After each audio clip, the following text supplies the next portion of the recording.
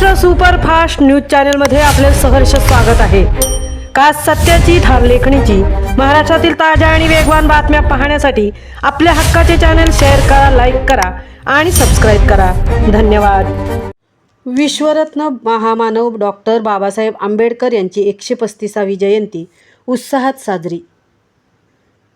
माझ्या आयुष्यातील सर्वात मोठे काम एक वीरेश्वर महाराज यांना मानवंदना आणि दुसरी 20 मार्च डॉक्टर बाबासाहेब आंबेडकर यांना शासकीय मानवंदना।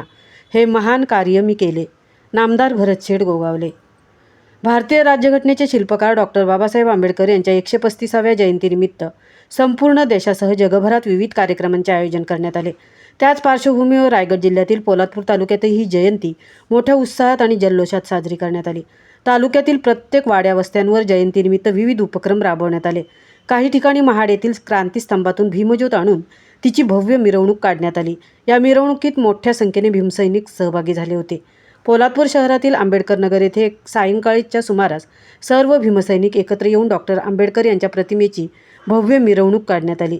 ढोल ताशांच्या गजरात आणि जय भीमच्या घोषणांनी परिसर दुमदुमून गेला होता।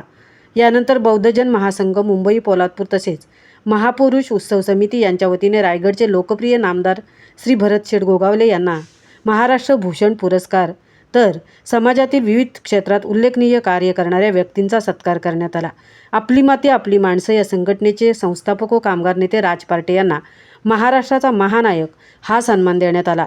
तसेच रायगड जिल्हा अर्थ व शिक्षण सभापती चंद्रकांत कळंबे यांना पोलादपूर भूषण पुरस्काराने गौरवण्यात आले।